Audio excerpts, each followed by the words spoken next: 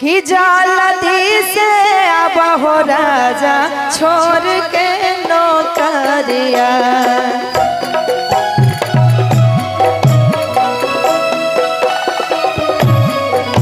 एहो जल्दी से अब हो सैया छोड़ दा नौकरिया।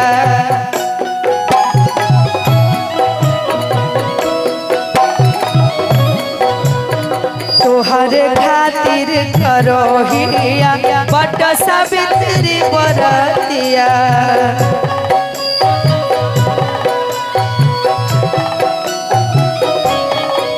एहो तोहर खातिर खेने छिया बट सावित्री बरतिया।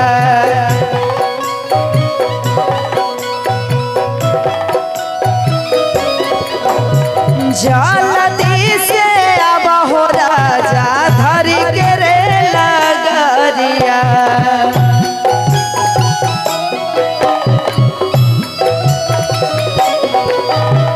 जल्दी से अब हो पियावा धर के रे लगरिया।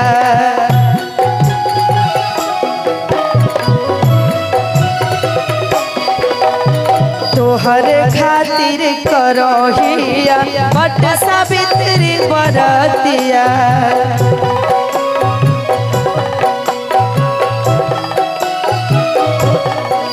आहो तोहर खातिर कइने छिया बट सावित्री बरतिया।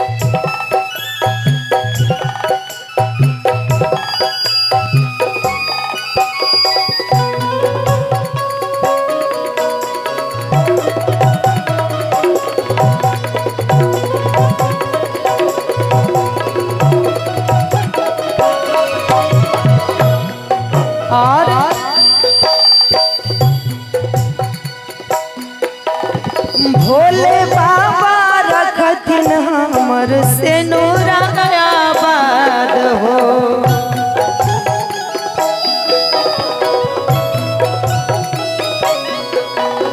दोनों गोटा के देथिन अपना हाथे आशीर्वाद हो।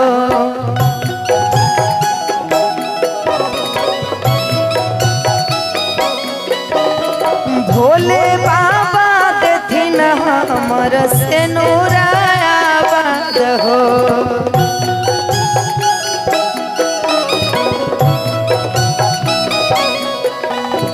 दोनों गोटा के देथिन अपन हाथे आशीर्वाद हो।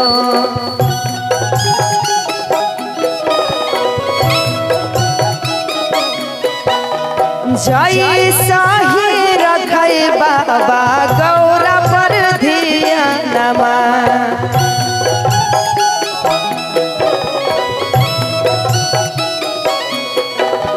जय साही रखै बाबा गौरा पर धियानमा।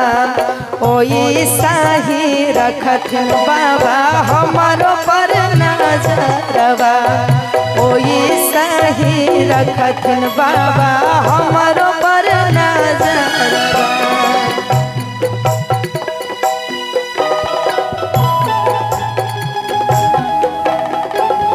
क्या बात जी।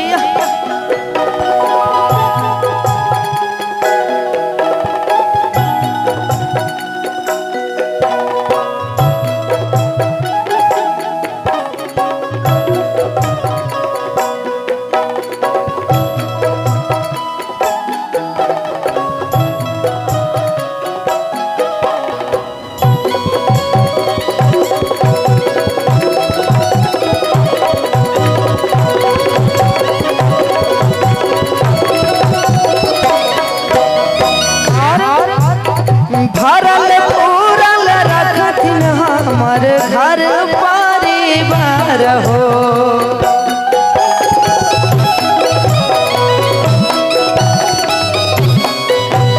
सब दिन बनल रहतै सोरहो सिंगार हो।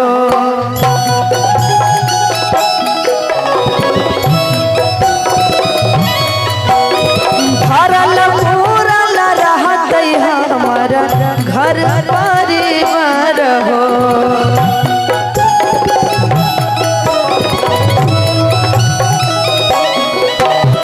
कहियो नहीं घटतै हमर सोरहो सिंगार हो।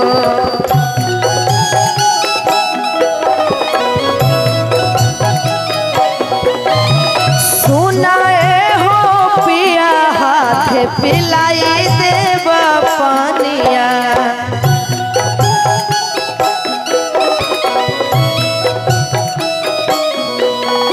सुनाए हो राजा हाथ पिलाई देव पानिया। तोरे खातिर करै छिया सावित्री के बरतिया। तोरे खातिर करो हिया बट सावित्री बरतिया। तोरे खातिर करो हिया बट सावित्री बरतिया। तोरे खातिर करो हिया बट सावित्री बरतिया। तोरे खातिर करो हिया बट सावित्री बरतिया। तोरे खातिर करो हिया बट सावित्री बरतिया। ताकि आज गाएंगे कल बजा के आप लोग वहां से अच्छा आप भी करते हैं। कुमार में कौन सा बट सावित्री होता है? अब शादी करके लोग जो लोग जाते हैं वो करते हैं। एक कुमारे में करती है बताइए। प्राइवेट करता है वो लोग भी। प्राइवेट में होता है तीज व्रत भी करवा चौथ भी सब चीज होती है। और सर जी आपको मालूम है अब जो है वट पूजा है ना धीरे धीरे बंद हो रहा है। बिल्कुल कहिए कैसे? और बढ़ रहा है तो बंद नहीं ना बंद हो रहा है नहीं जी। अच्छा आप गाना सुने हैं क्या कि हमरा ढोरी में चाय पीबो तो 100 साल जीवो। क्या भैया तो अब पूजा करने से क्या फायदा बताइए? बहुत फायदा है। अब चाय पिएगा 100 साल जिएगा क्या जरूरी है ना? अच्छा गाइए गाइए।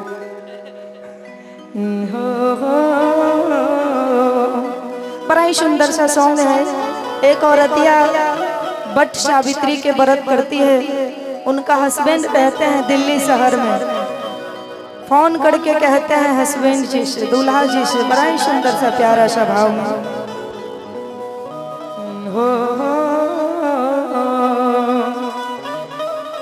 कि जल्दी से अब हो राजा छोड़ के नौकरिया। कि जल्दी से अब हो सैया छोड़ दा नौकरिया। कि तोहरे खातिर करै छिया बट सावित्री के बरतिया। आहो तोहरे खातिर करो हिया बट सावित्री के बरतिया। अच्छा दूल्हा के लिए कौन कौन लोग करते हैं? सब लोग हाथ उठाइएगा। बस एक के दो को दूल्हा के लिए और सब बॉयफ्रेंड के लिए। भाई हम लोग तो दूल्हा के लिए करते हैं।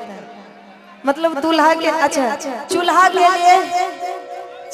लिए कोई नहीं। हस्बैंड के लिए पिया के लिए पिया सैया के लिए अच्छा मतलब सब एक दो ये को हाथ उठता है।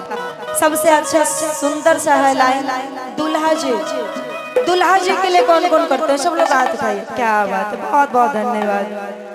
यूं ही आपका सुहाग बने रहे सब दिन। जब तक आप जीवित रहे तब तक भगवान आपका 16 श्रृंगार पूरा करके रखे। और आइए सुंदर सा लाइन आप ही लोगों के लिए।